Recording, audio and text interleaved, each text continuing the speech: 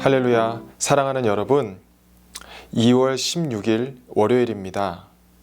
찬송은 369장 죄짐 맡은 우리 구주를 함께 부르시며 말씀 묵상으로 나아가겠습니다.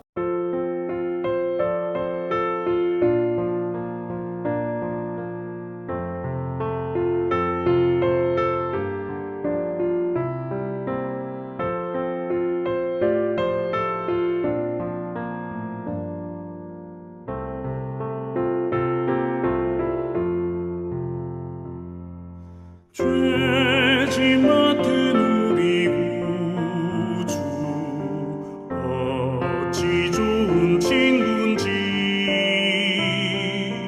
걱정 근심 무거운 짐 우리 주께 맡기세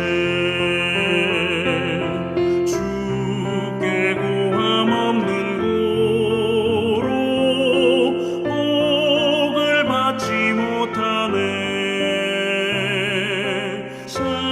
사람들이 어찌하여 아뢰 주를 모를까. 시험 걱정 모든 괴로움 없는 사람 누군가 부질없이 낙심 말고 기도드려 아뢰세. 이런 진실하신 친구 찾아볼 수 있을까. 우리 약함 아시오니 어찌 아니하를까.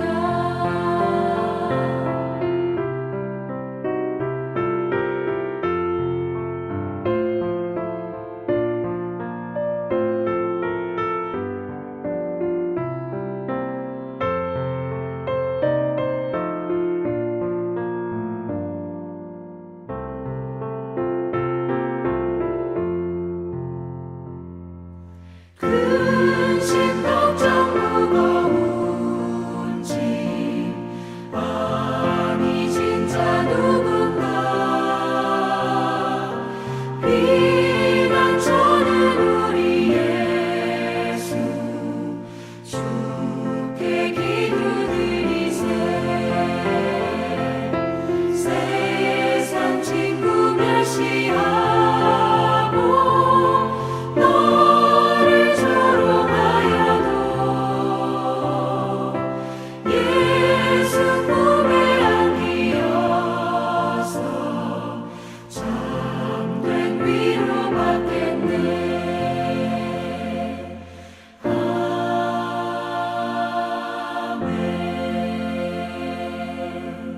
아멘. 우리 약함 아시는 주님께 어찌 아니하를까라고 날마다 고백하기를 원합니다. 오늘의 말씀 마가복음 5장 35절에서 43절까지 봉독하겠습니다. 아직 예수께서 말씀하실 때에 회당장의 집에서 사람들이 와서 회당장에게 이르되 당신의 딸이 죽었나이다. 어찌하여 선생을 더 괴롭게 하나이까.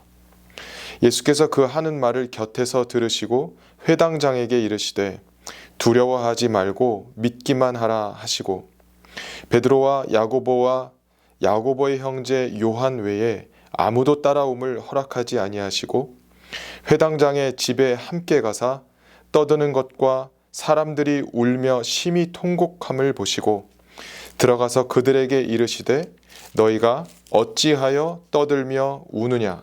이 아이가 죽은 것이 아니라 잔다 하시니 그들이 비웃더라. 예수께서 그들을 다 내보내신 후에 아이의 부모와 또 자기와 함께한 자들을 데리시고 아이 있는 곳에 들어가사 그 아이의 손을 잡고 이르시되 달리다굼 하시니 번역하면 곧 내가 네게 말하노니 소녀야 일어나라 하심이라. 소녀가 곧 일어나서 걸으니 나이가 12살이라. 사람들이 곧 크게 놀라거늘 예수께서 이 일을 아무도 알지 못하게 하라고 그들을 많이 경계하시고 이에 소녀에게 먹을 것을 주라 하시니라. 아멘.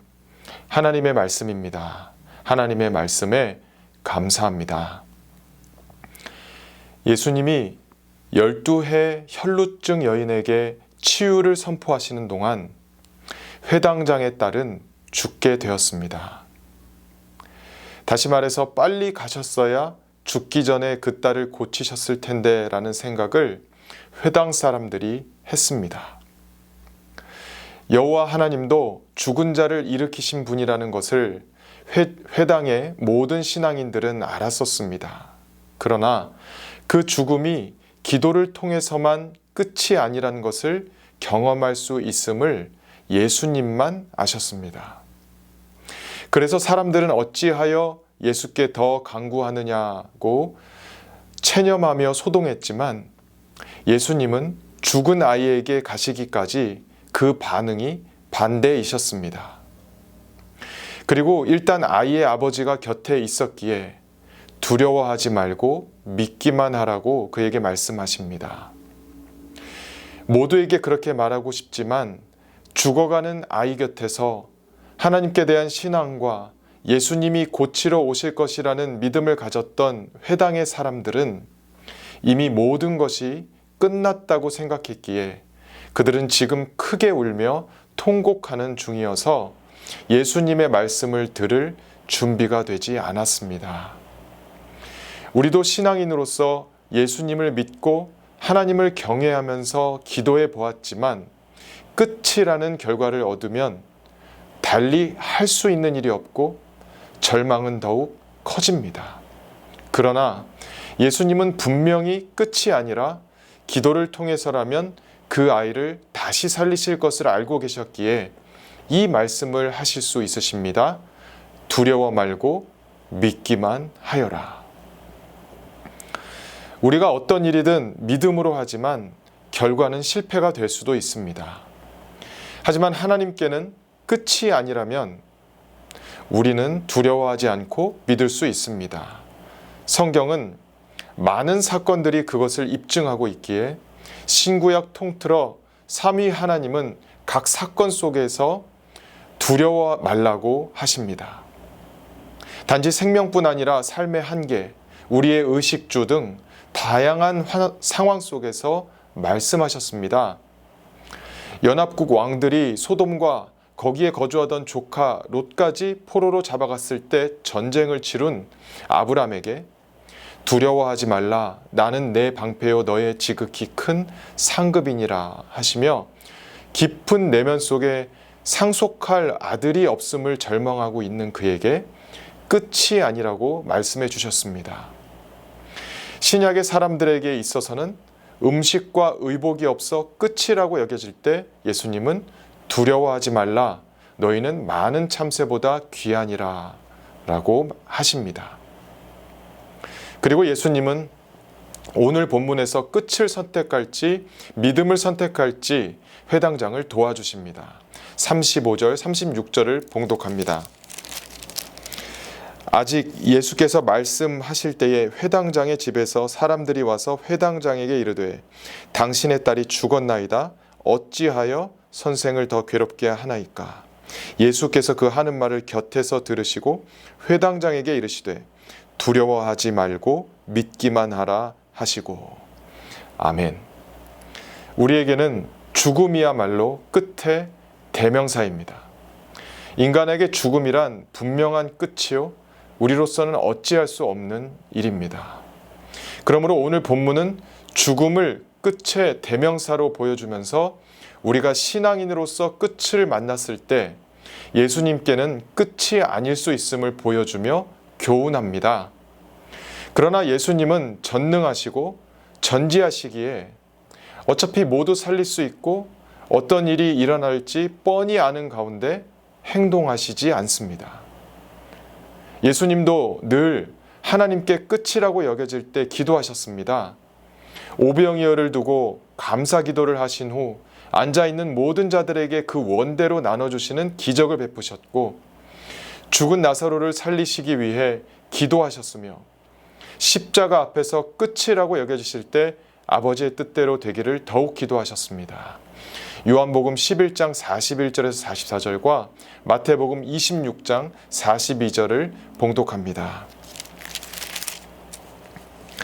돌을 옮겨 놓으니 예수께서 눈을 들어 우러러 보시고 이르시되 아버지여 내 말을 들으신 것을 감사하나이다. 항상 내 말을 들으시는 줄을 내가 알았나이다. 그러나 이 말씀 하옵는 것은 둘러선 무리를 위함이니 곧 아버지께서 나를 보내신 것을 그들로 믿게 하려 함이니이다. 이 말씀을 하시고 큰 소리로 나사로야 나오라 부르시니 죽은 자가 수족을 배로 동인 채로 나오는데 그 얼굴은 수건에 쌓였더라. 예수께서 이르시되 풀어놓아 다니게 하라 하시니라. 아멘. 다시 두 번째 나아가 기도하여 이르시되 내 아버지여 만일 내가 마시지 않고는 이 잔이 내게서 지나갈 수 없거든 아버지의 원대로 되기를 원하나이다 하시고. 아멘. 어쩌면 회당에서 온 사람들이 겪은 끝은 우리가 예수님을 믿고 기도하면서도 뜻밖의 결과를 맞이하는 경우와 비슷하지요. 하지만 예수님도 기도하심으로 끝을 또 다른 시작으로 만들어 가심을 우리는 깨달아야 합니다. 위에 함께 봉독한 요한복음이나 마태복음에 기도하신 예수님이 끝을 또 다른 시작으로 바꾸신 것을 볼 때 회당장에게 믿고 두려움 없이 기다리라고 하실 때 예수님도 하나님 아버지의 뜻을 이루시기를 기도하셨다고 볼 수 있습니다. 전지전능한 AI처럼 내가 해결해 줄게, 내가 어차피 살릴 거니까 두려워 말고 믿으라니까 라는 말씀이 아닙니다. 나도 아버지 하나님께 믿고 두려워하지 않으며 기도할 테니 너도 그 자세를 가지라는 것입니다. 함께 읽은 마태복음에서 3번이나 같은 말씀으로 기도하셨습니다. 그때 제자들, 즉 우리들은 너무 육신이 약하여 마음을 지키지 못하고 자고 있습니다. 같은 육신을 지니고서도 더 기도하실 수 있음을 예수님이 보여주셨습니다. 또한 십자가 사건을 당해야 할 당사자는 기도할 수밖에 없음을, 그리고 타인은 그만큼 깨어 기도할 수 없음을 깨닫게 해주시는 본문입니다. 우리는 모든 일을 겪을 때 당사자인 나 자신 말고는 타인을 의지할 수 없는 것입니다. 우리가 예수님처럼 3번이나 같은 제목으로 끊임없이 기도할 때 하나님만큼은 함께 하시며 기도를 도우십니다. 성령이 우리의 연약함을 도우시고자 말할 수 없는 탄식으로 우리와 함께 하신다고 로마서에서 말씀하셨고, 디모데 전서는 예수께서 하나님과 우리 사이의 유일한 중보자라고 증언합니다. 오늘 회당장은 끝이라고 여기시지 않고 기도로서 새로운 시작을 보여주신 예수님을 곁에서 배웠습니다. 십자가에 달리시기에 앞서 예수님은 그 잔이 지나가기를 같은 말씀으로 끊임없이 구하셨고 그 마음이 아버지 뜻과 다름으로 기도하셨습니다. 기도하시는 이유는 끝이라는 상황은 우리의 바램과는 반대이지만 지속하는 기도로서 새로운 시작으로 변화시키실 하나님을 믿기 때문입니다. 감사의 기도를 하실 때에나 간구의 기도를 하실 때 보면 알 수 있습니다. 만약 예수님이 하나님 아버지의 뜻을 비인격적으로 좌지우지 하시는 분이라면 기도하실 필요가 없을 것입니다. 그러므로 오늘 야이로의 딸을 살리시는 사건에서도 기도 없이도 당연히 무언가를 할 수 있으니 두려워하지 말라고만 하신 것은 아닐 것입니다. 우리는 가끔 두려워 말라 혹은 모든 것을 할 수 있느니라의 말씀을 기도의 열매로서 얻는 것이 아니라 기도 없이 무기로 삼을 때가 있지 않습니까? 그렇다면 우리는 기도하시는 예수님, 기도로 끝을 또 다른 시작으로 만드시는 예수님의 제자가 될 수 없습니다.